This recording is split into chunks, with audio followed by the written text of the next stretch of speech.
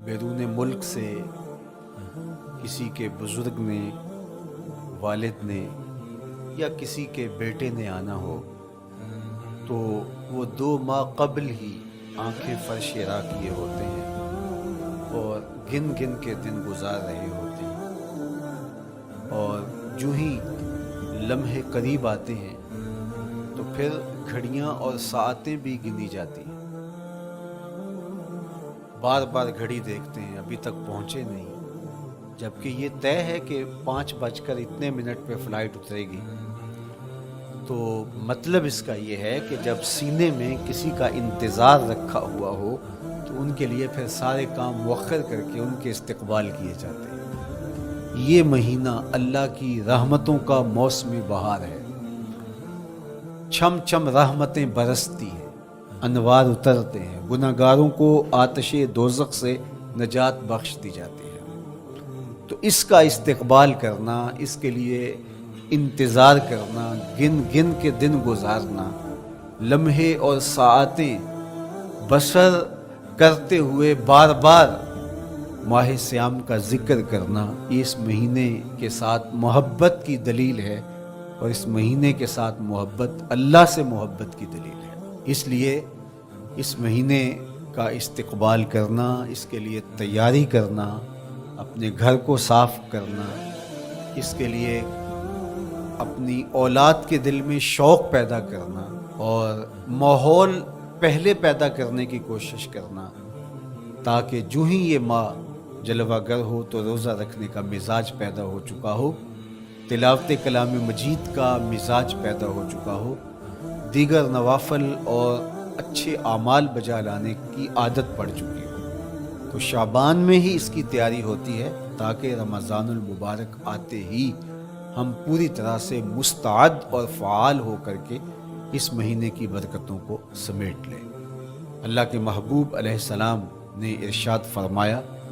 کہ جب ماہ سیام آتا ہے فتحت ابواب الجنہ،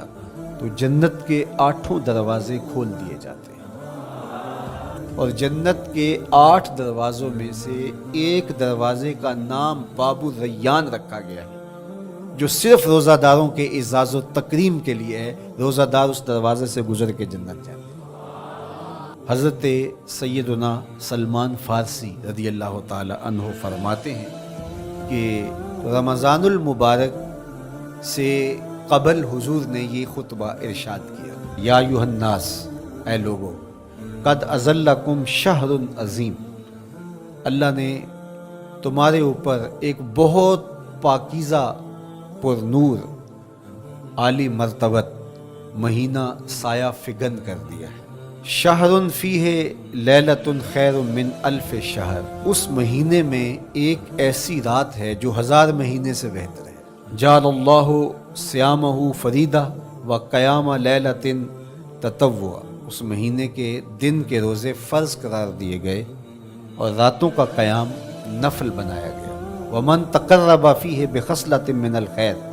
کان کمن ادی فریضۃ فیما سواہ، ایک نفل کا ثواب ایک فرض کے برابر اس مہینے میں کر دیا جاتا ہے۔ ومن ادی فریضۃ کان کمن ادی 70 فریضۃ فیما سواہ، اور اگر کوئی ایک فرض ادا کرتا ہے تو اس کو 70 فرائض کا ثواب ملتا ہے۔ وہو شہر الصبر، یہ مہینہ صبر سکھاتا ہے،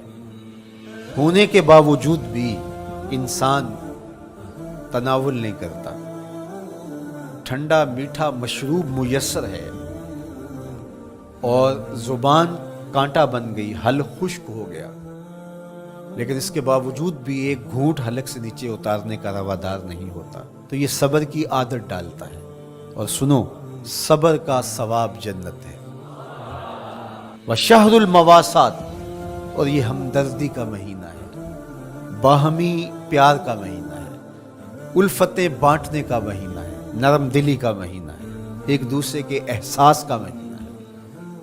جب کوئی شخص بھوک اور پیاس کاٹتا ہے تو اس کو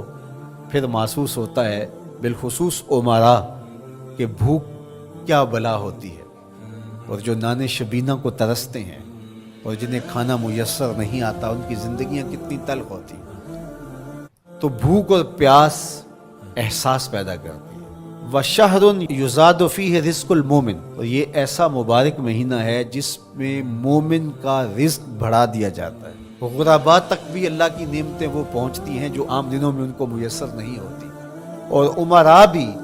نعمتوں کا لطف لیتے ہیں، اس لیے کہ بھوک کاٹنے کے بعد جب ان کو نعمت میسر آتی ہے تو پھر انہیں احساس ہوتا ہے۔ وَمَنْ فَطَّرَ فِيهِ صَائِمًا كَانَ مَغْفِرَةً لِذُنُوبِهِ، جس نے روزہ دار کا روزہ افطار کروایا، یہ افطاری گناہوں کی مغفرت اور آتش دوزخ سے گردن کی آزادی کا مجدہ جاں فضا بن جائے گا۔ وَقَانَ لَهُ مِثْلُ أَجْرِهِ مِنْ غَيْرِ أَنْ يَنْقُصَ مِنْ أَجْرِهِ شَيْءٌ، اور روزہ افطار کروانے والے کو روزہ رکھنے والے جتنا اجر ہی دیا جائے گا، لیکن روزہ رکھنے والے کے اجر میں بھی کوئی کمی نہیں واقع ہوگی۔ تو صحابہ کا تو دل تڑپنے لگا کہ یہ کتنی بڑی بات ہے۔ انہوں نے کہا اے اللہ کے پیارے رسول صلی اللہ علیہ وسلم، ہم میں سے تو ہر بندہ یہ طاقت نہیں رکھتا کہ روزہ دار کو روزہ افطار کروا دے، تو یہ تو پھر اہل زر ہی یہ سعادت حاصل کر پاتے ہیں۔ حضور نے ارشاد فرمایا یؤت اللہ ھذا الثواب، یہ ثواب اللہ اسے شخص کو بھی عطا کرے گا۔ من فطر صائما علی مزقۃ لبن او تمرۃ او شربۃ من ماء، جس نے کسی کا روزہ ایک گھونٹ دودھ سے کھلوا دیا، یا ایک کھجور سے کھلوا دیا، یا پانی کے ایک گھونٹ سے اس کا روزہ افطار کروا دیا۔ ومن اشبع صائما، اور جس نے صحیح اہتمام کے ساتھ روزے دار کو اچھا کھانا کھلایا، اچھی پرتکلف افطاری دی، سقاہ اللہ من الحوض شربتا لا یظمأ حتی یدخل الجنہ، اس کو حوض کوثر سے ایسا جام ملے گا 50,000 سال کے دن میں اس کو دوبارہ پیاس نہیں لگے گی، یہاں تک کہ جنت میں چلا جائے گا۔ فرمایا وَهُوَ شَهْرٌ أَوَّلُهُ رَحْمَةٌ،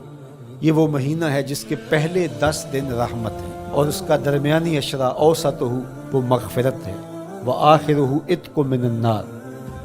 اور اس کا آخری عشرہ جو ہے وہ آتش دوزخ سے نجات کا ضامن ہے۔ کہا کہ 4 کام اس مہینے میں کثرت کے ساتھ کرو، وہ 2 خصلتیں، 2 کام جن کے ذریعے سے تم اپنے رب کو راضی کر سکو۔ فشہادت اللہ الہ الا اللہ، وہ گواہی دینا ہے لا الہ الا اللہ، وتستغفرونہ، اور تم کثرت سے استغفار کرو، اللہ سے بخشش مانگو، اللہ سے جنت طلب کرو اور دوزخ سے پناہ مانگو۔ تو یہ کام جو تمہاری ضرورت ہے تم اس مہینے میں کثرت کے ساتھ کرو۔